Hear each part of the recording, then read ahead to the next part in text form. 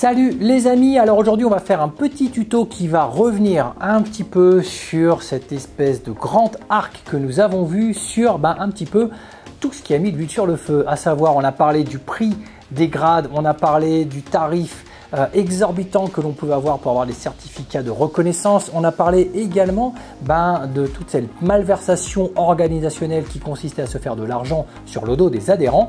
Et on finit par se poser la question, est-ce que le bénévolat a encore une vertu dans ce milieu? On va donc décrypter ça ensemble et jusqu'à quel point on peut rogner sur sa part pour pouvoir bénéficier d'une certaine forme de reconnaissance, d'image ou d'expérience. Allez, on voit ça ensemble, c'est parti.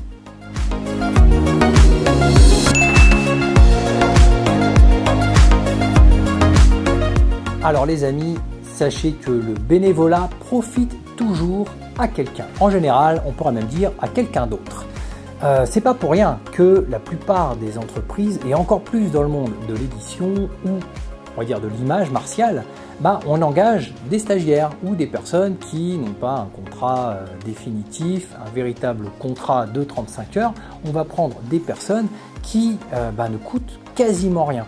Parce que vaut mieux faire un travail, même s'il est de moins bonne qualité, tant qu'il ne nous coûte pas un rond, plutôt que d'investir un petit peu pour quelque chose d'un petit peu plus haut de gamme. Ça, c'est un peu le paysage, même j'ai envie de dire audiovisuel français, encore plus en ce qui concerne les arts martiaux. Maintenant, de plus en plus, et on l'a vu à travers un petit tuto sur justement le prix des grades, de plus en plus d'éditions, de producteurs ou même d'organisations martiales proposent d'être contributeurs. En mon expérience personnelle, je venais de Karaté Bushido, sur lequel j'étais toujours payé, j'irai peut-être pas rubis sur ongle, mais en tout cas hyper correctement, aucun problème. Un devis, une facture, une paye. Les pigistes, c'est pareil, ils ont tous été hyper réglo.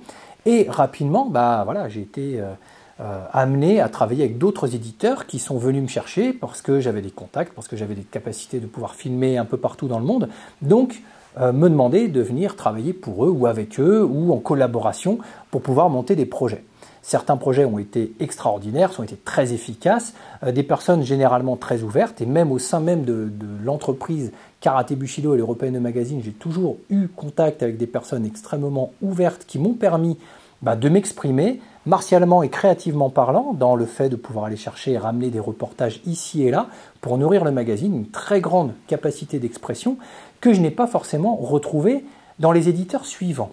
J'ai été amené à travailler pour d'autres magazines qui, justement, étaient ravis de pouvoir avoir quelqu'un qui a de l'expérience de journaliste, avec la possibilité de prendre la tête de certaines rubriques, et on va justement traiter des sujets très importants de façon professionnelle, en ramenant des sujets, des images, des contextes du Japon, en essayant de faire en sorte que un portfolio, une belle image, comme dans toute la presse, il faut toujours de belles images d'ouverture, on ait tout ce qu'il faut, mais le problème, c'est qu'il faut faire un travail professionnel sans toucher un euro, c'est-à-dire devenir gentiment contributeur. Donc ça, c'est très bien quand on a 20 ans, parce que toutes les entreprises vont vous dire « ouais, mais ça va te faire de l'expérience comme dans les arts martiaux. Au début, tu vas être assistant, on va pas te payer, mais tu vas comprendre le métier, et puis quand tu auras ton cours, peut-être qu'on te donnera quelque chose. » Mais globalement, c'est de plus en plus commun d'avoir des producteurs, des éditeurs, des revues qui demandent à des personnes professionnelles de venir faire leur profession pour augmenter justement ou conserver une très belle image, une très belle notion de perception de ce qu'ils produisent, du haut de gamme, mais en fait tu es contributeur, c'est-à-dire que pendant des mois tu vas turbiner, tu vas t'arracher et en fait on va juste te dire un grand merci. C'est compliqué. C'est très compliqué. Donc moi, c'est des revues avec lesquelles je ne travaille plus, ce sont des éditeurs et des producteurs avec lesquels je ne travaille plus, parce que de toute façon, moi, de l'image, j'en ai pas besoin. C'est pas ça qui va remplir mon assiette le soir, c'est pas ça qui va m'amener les pommes de terre. Donc, il va falloir justement remettre aussi, comme d'habitude, nouvelle année, on prend l'éponge et on remet les choses un petit peu à plat. Parce qu'on n'est pas là juste pour s'offrir sans avoir de retour concret. Le retour concret, si c'est juste pour être dans les remerciements, vous n'en avez pas besoin. Donc, c'est la même chose quand on le transpose dans le monde des arts martiaux lorsque l'on enseigne. Eh oui, on en a déjà parlé sur cette chaîne, mais effectivement, quelle est la vertu d'être bénévole Si vous allez dans un cours et qu'on va vous dire, bon bah allez, toi, tu donnes les cours, ils sont 200, c'est toi qui vas les gérer, tout repose sur tes épaules, donc on va te demander d'aller chercher des informations hyper précises, si possible au Japon, si tu donnes des cours d'arts martiaux japonais, ce sera mieux, et puis de passer tes grades, et puis de passer tes diplômes de formation. Par contre, t'es contributeur, hein, donc t'es bénévole, tu touches pas un rond. Les adhésions, c'est pour nous, c'est pas pour toi. Bah, vous allez vous dire, bon, si vous acceptez ça, c'est que c'est étrange. Alors à moins que ce soit retransmis en direct sur TF1 et que vous ayez envie de vous faire connaître et d'avoir une image, que ça puisse vous servir de tremplin à un moment de votre carrière, où vous dites, bon ok, là, bon, ok, je rogne, mais je vais rogner jusqu'à un certain point pour mon image. Si derrière, vous dites, ok, moi j'ai pas besoin de cette image-là, hein, moi ce que je veux, c'est, si toi tu touches, bah, et que moi tu me redonnes pas 1 euro, cette combine-là, je ne l'accepte pas, parce que j'en ai pas besoin en termes d'évolution médiatique ou financière, ça ne m'apportera rien sur le long terme. Donc, il faut remettre les pendules à l'heure. À partir du moment où vous fournissez un travail et une qualité de travail, bah, vous devez avoir une forme de retour sur investissement de votre temps et de vos capacités, de vos compétences. Si ce retour n'est pas pécunier, il doit l'être à un moment donné sous différentes formes. Et c'est vous qui allez définir ces formes-là. Vous n'allez pas subir, vous n'allez pas être dépendant. Donc ça, c'est vraiment la première chose en tant que, on va dire, créateur de cours martiaux, de pédagogie, créateur, parce que ça repose sur vous, hein, créateur de contenu, d'articles, de reportages, de vidéos, de ce que vous voulez. Mais posez-vous aussi la question, est-ce que vous, en tant que pratiquant, vous seriez partant et amené à payer plus pour vos cours? Est-ce que vous aussi, vous seriez capable de payer plus pour avoir une meilleure qualité de quelque chose? Alors, l'histoire du monde nous prouve pour l'instant que l'humanité n'est pas totalement dans cette démarche-là. Hein, encore plus ceux qui gouvernent et encore plus ceux qui sont à la tête des entreprises, des productions et d'éditions. On va plutôt niveler vers le bas pour faire un maximum d'argent en dépensant le moins possible. Voilà, on va dire, tout le monde veut essayer de gagner sa croûte. Mais jusqu'à une certaine limite où parfois la morale est un petit peu mise de côté. Donc, vous posez-vous la question. Vous êtes aujourd'hui dans un club qui va vous prendre entre 150 et 250 euros par an pour suivre des cours d'arts martiaux. Est-ce que vous seriez prêt à quadrupler cette somme? Vous mettre entre 800 et 1000 euros par an pour avoir des cours, par exemple le même nombre d'heures, mais avec un expert qui viendrait. D'ailleurs, si c'est le cas, si vous seriez prêt à faire ça, n'hésitez pas à le mettre dans les commentaires. On n'a pas, à moins que vous soyez millionnaire, on n'a pas de l'argent à l'infini. On a une certaine somme allouée à nos dépenses mensuelles, et c'est à nous de savoir est-ce qu'on va les mettre à droite, à gauche, qu'est-ce qu'on va en faire, comment on va gérer notre argent. Si on n'a que de la passion pour les arts martiaux et qu'on n'a pas grand-chose d'autre à côté ou qu'on ne veut pas acheter autre chose, ben peut-être qu'on est amené à pouvoir se dire ouais, je vais mettre plus d'argent dans ce domaine-là. Mais c'est comme du temps, on n'a pas le temps de tout faire, donc c'est à nous de choisir dans quelle case on va mettre le temps qui nous est alloué par jour, par semaine, par mois. Donc on va faire des choix. Et forcément, faire le choix de payer plus à droite, c'est faire le choix de payer moins à gauche, forcément. Donc vous, posez-vous la question, est-ce que vous seriez prêt à payer plus? Mais pour moi, cette question-là, que des clubs peuvent vous poser, en tout cas sont amenés à le faire, ne serait-ce que de manière très détournée et sans vous la poser directement, de manière très indirecte à travers, par exemple, le prix d'un stage. Vous êtes dans une structure qui, de plus, reçoit des subventions annuelles de la commune. Ce club-là veut faire venir un expert qui va coûter, par exemple, 1000 euros et se dire, OK, on va faire venir 1000 euros, on met 50 personnes et puis 50 personnes, ils vont tous sortir 20 euros. Comme ça, le club ne paye rien. Ah ouais, mais si le club, vous cotisez déjà et que justement, dans vos cotisations, si vous êtes déjà une cinquantaine ou une centaine, peut-être qu'il faut un retour sur investissement pour pouvoir faire, vous, en tout cas, profiter de stages ou profiter de choses exceptionnelles. Peut-être que le club peut prendre les 3/4 et vous demander un petit complément. Vous dire, ouais, cet expert-là, il n'est pas 500 euros, il est plus, il est 800, il est 1000 euros. Peut-être qu'on va rogner un peu. Nous, on donne cette partie-là, mais les 5 euros restants par personne, vous les paierez. Peut-être qu'il y a une justesse à avoir.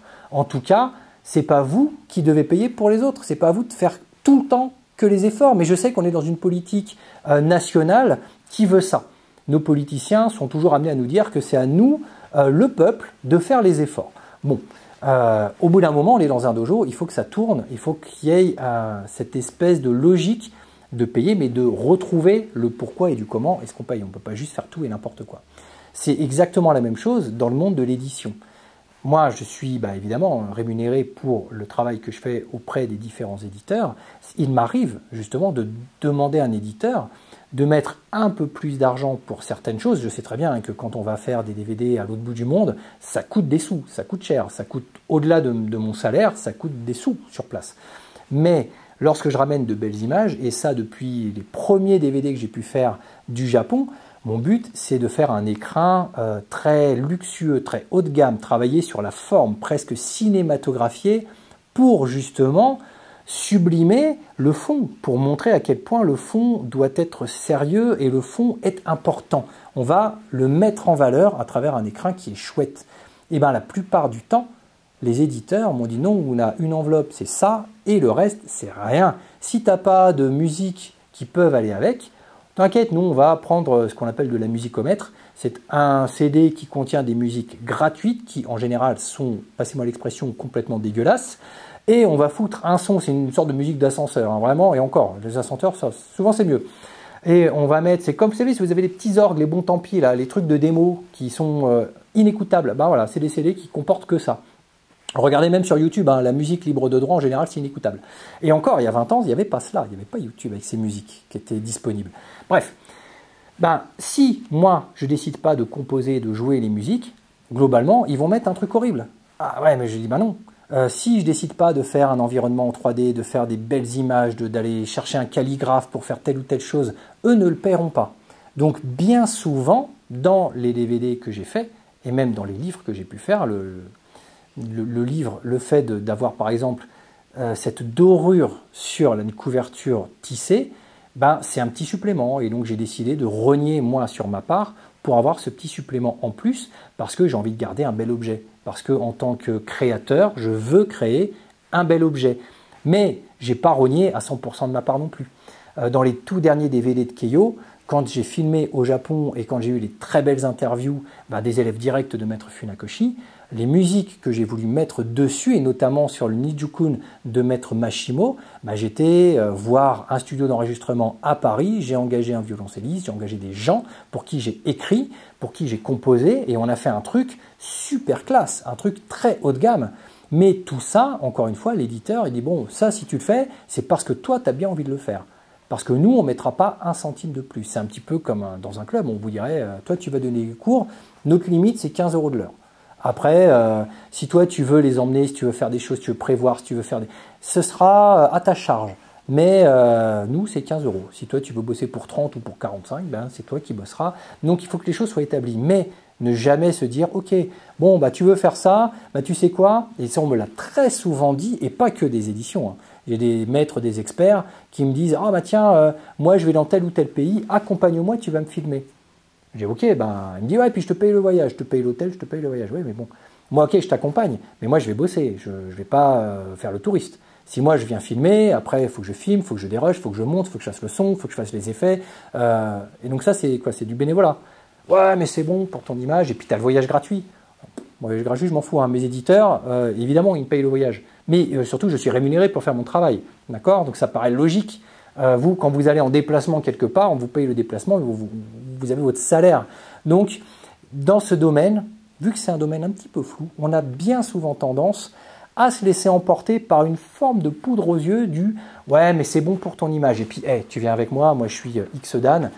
Ouais, je te prends sous mon aile, ça va bien se passer. » Donc ça, il y a des choses aussi, des dérives sur lesquelles on va vous placer dans un petit club, on va dire ouais, tu es bénévole et puis si ça se passe bien, je te mettrai dans le club principal, tu vas avoir plus d'élèves et patati, puis là, tu vas devenir le prof. Il y en a qui ont tellement besoin de reconnaissance, d'image, d'ego, de notoriété, qui sont prêts à tout, à se travestir, à se prostituer d'une certaine façon pour pouvoir arriver à leur fin. Donc quand on a 18, 20, 22, 25, ok, on est dans une phase où de toute façon on doit apprendre, on doit faire ses armes, on a besoin d'avoir cette expérience-là pour avoir cette notoriété. Donc on peut rogner sur certaines choses. Et encore que moi, le bénévolat, dans mon club, j'ai jamais laissé personne travailler gratuitement. Ça me paraît complètement aberrant. Maintenant, il faut aussi, que vous ayez un certain retour sur investissement à partir d'un certain âge. Voilà. Donc ça, c'était pour le petit tuto qui revenait un peu sur les tarifs, les prix. Vous voyez, on est quand même dans un monde qui est quand même très financier, malheureusement, parce que on travaille dans des structures et ces structures-là, elles génèrent beaucoup d'argent par an. On en parlait dans les structures qui abusent un peu, qui ne reversent pas ni à leurs professeurs, ni même les licences aux fédérations, et qui peuvent parfois engendrer des dizaines de milliers d'euros par an. Au bout de plusieurs années, il y a des sommes, plus de 100 000 euros, 200 000 euros qui peuvent rentrer dans les caisses d'un club sans que personne ne s'en inquiète. C'était tout pour aujourd'hui. On finissait par ce petit bilan. N'hésitez pas à me dire, vous de votre côté, si vous êtes bénévole. Alors je ne pense pas que vous oseriez, à l'heure actuelle, donner vos tarifs, parce que ça reste quand même quelque chose de très tabou. Mais on en a déjà parlé ici, moi j'ai aucun tabou avec vous. Du reste, n'hésitez pas à dire aussi ce que vous pensez de la chose, à quel degré vous pensez que le bénévolat peut être positif, et sur le prix d'un stage, sur le prix de beaucoup de choses, sur le prix du matériel aussi, à quel degré il faut payer jusqu'à... Voilà, quel est votre ressenti? C'est toujours très intéressant de parler avec vous parce que certaines personnes d'entre vous, je ne les connais pas dans la vraie vie, mais on discute depuis quelques années maintenant à travers les tutos, et votre expérience en tout cas est toujours très enrichissante. Voilà, c'est tout. On clôture ce grand chapitre de On a mis du sel dans le café, et toujours une expression qui n'existe pas, mais finalement je me l'approprie. Et la semaine prochaine, on va vraiment tourner la page et aborder des thèmes pour le coup un peu plus cool. On va parler chorégraphie, on va parler notification des chorégraphies, ça va être passionnant. En tout cas, moi je trouve ça extrêmement passionnant. J'espère pouvoir vous transmettre ce petit intérêt. Ne ratez pas le cours de la semaine prochaine, on va aussi parler de certains écrits de la JKA totalement inédits. Allez, ciao, bonne semaine.